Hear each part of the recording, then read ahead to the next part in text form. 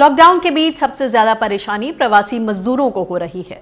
महाराष्ट्र से चले हजारों प्रवासी मजदूरों को मध्य प्रदेश की सीमा पर पुलिस ने रोक लिया है। ये श्रमिक मुंबई बड़वानी हाईवे पर फंसे हुए हैं। मजदूर राज्य सरकार से अपने अपने घर जाने की मांग कर रहे हैं।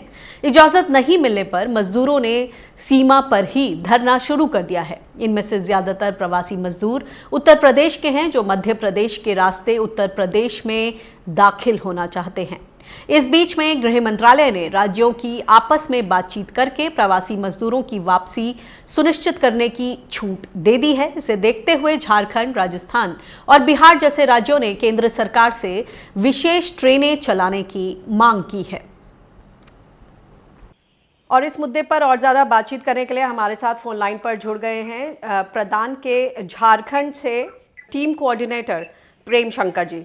प्रेम जी, स्वागत है आपका किसान बुलेटिन में। ये एमएचए की जो फ्रेश गाइडलाइंस हैं, अब सारे ही जितने भी माइग्रेंट लेबर्स फेज 2 लॉकडाउन में अलग अलग शहरों में फंसे थे, अब ऐसी अंदेशा जताया जा रहा है कि ये सब लेबर अपने अपने गांव की तरफ पहुंच जाएंगे अगले एक हफ्ते में, जिस तरह की व्यवस्था की बात हो रही है। अब ये बताएं कि गांव में प्रखंड लेवल पर, पंचायत स्तर पर किस तरह की तैयारियां हैं इन माइग्रेंट लेबर को, जब वो वापस गांव में आएंगे तो उनको किस तरह की सुविधाएं मिलेंगी, क्या तैयारी है?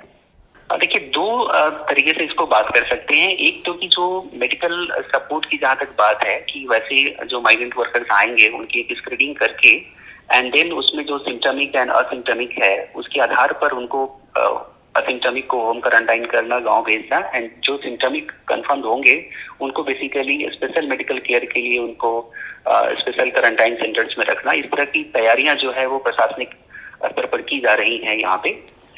और जो लोग बेसिकली गांव में आ चुके हैं या अभी आने वाले हैं उनके लिए लाइवलीहुड को रिस्टोर करना वो एक बढ़िया है, जहाँ पर अभी प्रशासनिक तैयारी चल रही है जोर शोर से। और खासकर बात करूं तो पंचायत स्तर पर और प्रखंड स्तर पर जिला प्रशासन के मार्गदर्शन में लोगों ने मनरेगा को लेकर काफी मुस्तैदी से उसके लिए तैयारी यहाँ पर कर दी है। मनरेगा में हमेशा से इस तरह की दिक्कतें रही हैं कि लोगों को कितने ही समय से उनकी दिहाड़ी नहीं मिल पाई है, बजट्स कम हैं, एडमिनिस्ट्रेटिव कंस्ट्रेंट्स हो जाते हैं।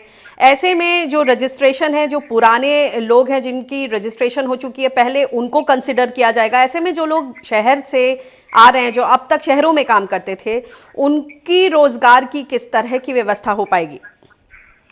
यहाँ पे आपने बिल्कुल सही कहा कि ये स्थिति रही है, लेकिन झारखंड में कुछ जो ऐसे अनुप्रयोग हुए हैं सिविल सोसाइटी ऑर्गेनाइजेशंस के साथ मिलकर के, जिससे हम लोग ये सीख ले सकते हैं। जैसे यहाँ पर एक क्लस्टर फैसिलिटेशन टीम के तहत में राज्य सरकार ने काफी एक अच्छा काम किया, जिसमें जिलों में अलग अलग जो सिविल सोसाइटीज हैं उनकी टीम में मिलकर के इसको मनरेगा को रिजुवनेट करके इसमें लाइवलीहुड एसेट्स क्रिएट करने में, समय उनको पेमेंट दिलाने में काफी बढ़िया काम किया है। तो ये जो डिमांड एंड सप्लाई के बीच का जो गैप रहा है, इसको कम करने में सीएफटी प्रोजेक्ट ने काफी मदद किया है।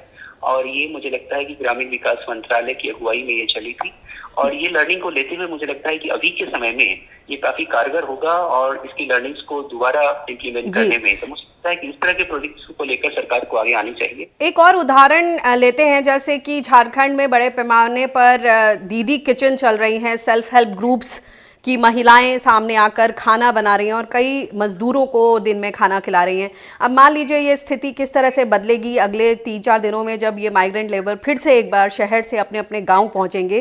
किस तरह का दबाव आप देखते हैं? जो स्थितियां अभी संभल पाई हैं इतने दिनों में, क्या उन पर और ज्यादा दबाव नहीं बढ़ेगा?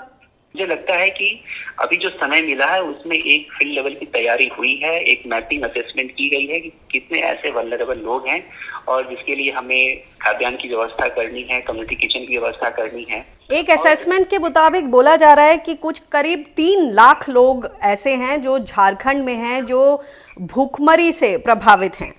और राइट टू फूड ले लीजिए, ये जो ऑर्गेनाइजेशन है, इन सब का मानना है कि ये आंकड़ा और भी ज्यादा हो सकता है।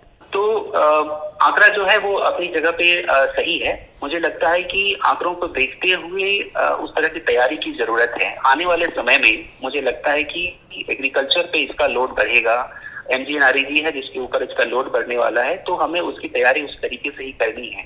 खाद्य एवं आपूर्ति विभाग ने भी उस तरीके से तैयारियां की हैं और मुझे लगता है कि आने वाले समय में रीजनरेटिव एग्रीकल्चर में कैसे करके कम निवेश में हम अधिक तरीके से जो खाद्यान्न फसलें हैं उसके ऊपर में फोकस कर सकते हैं, जो न्यूट्रिटिव क्रॉप्स है उसके ऊपर में मेजर हम फोकस कर सकते हैं, और मेजरली ऑर्गेनिक तरीके से हम किस तरीके से जो इंडिजिनस वैरायटीज हैं उसको लेकर आगे बढ़ सकते हैं। और खासकर मेजरली जो ट्राइबल एरियाज हैं जहां पर उनके लिए जरूरी होगी कि हम जो बाहर से जो हमारे केमिकल फर्टिलाइजर पेस्टिसाइड इसके थे, तो शायद अभी जो इंडिजिनस हमारे जो सीड्स हैं उसके माध्यम से हमें आगे बढ़ने की जरूरत होगी।